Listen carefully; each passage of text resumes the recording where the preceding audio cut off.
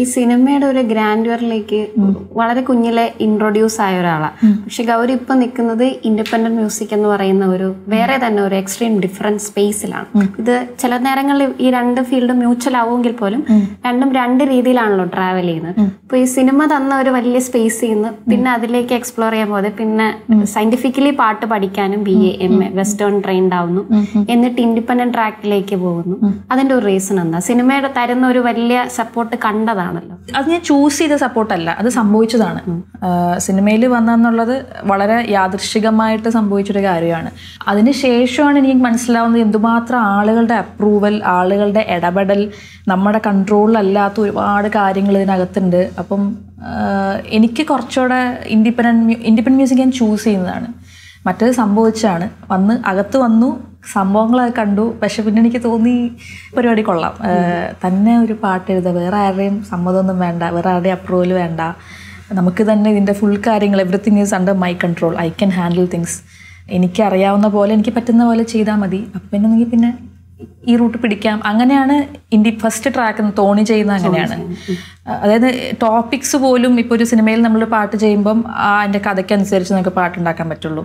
അതിൽ ചിലപ്പോൾ എൻ്റെ പ്രൊഡ്യൂസറിൻ്റെ അപ്രൂവൽ, ഡയറക്ടറിൻ്റെ അപ്രൂവൽ, ചിലപ്പോൾ ആക്ടേഴ്സിൻ്റെ അപ്രൂവൽ, ഇത്രയും ആളുകൾ ഇടപെടും ചിലപ്പം.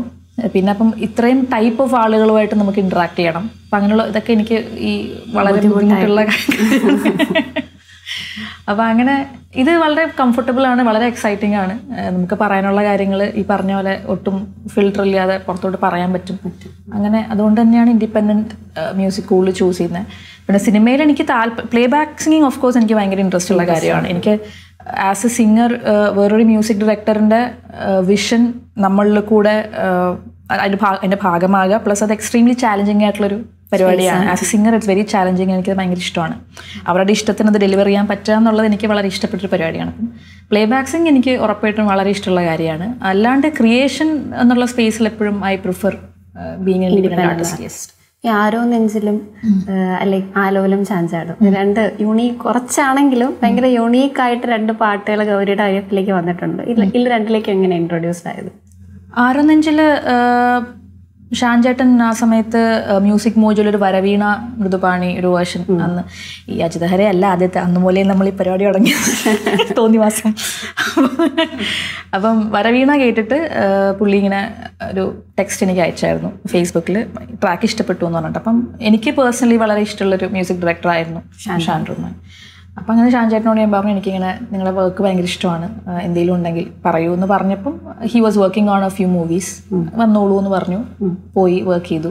പിന്നെ കുറേ മൂവീസ് നമ്മൾ ഒരുമിച്ച്, ഞാൻ പ്രകാശൻ അതിനിടയ്ക്ക് അത് കഴിഞ്ഞാൽ ചെയ്തത് ലവ് ആക്ഷൻ ഡ്രാമ, ഒരു കുറേ മൂവീസ് ചെയ്തായിരുന്നു. അപ്പം പുള്ളിയാട്ടി പറഞ്ഞാൽ ഇങ്ങനെയാണ് നമ്മൾ കണക്ട് ആവുന്നത്. ഒരു സൗഹൃദത്തിന്റെ സ്പേസും കൂടെ ഉണ്ടല്ലേ?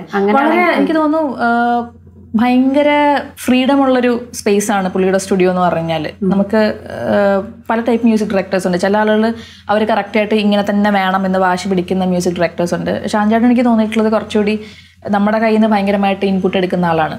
പുള്ളി ജസ്റ്റ് ആ സ്പേസ് നോക്കിയിട്ട് അവിടെ ഇരിക്കും, എന്തെന്ന് വെച്ചാൽ ചെയ്തോ എന്നുള്ളൊരു, നമുക്ക് ആസ് എ ക്രിയേറ്റർ കൂടെ കുറേ ഇംപ്രവൈസ് ചെയ്യാനും നമ്മുടേതായിട്ടുള്ള സാധനങ്ങൾ കുറേ കൊടുക്കാനും ഒക്കെ സ്പേസ് ഉള്ള ഒരു മ്യൂസിക് ഡയറക്ടറാണ്. യെസ്. കോൺസ്റ്റന്റ് ആയിട്ട് ഇങ്ങനെ പ്രൊട്ടസ്റ്റ് ചെയ്യുമ്പോഴേ തളർന്നു പോകുമല്ലോ നമ്മൾ.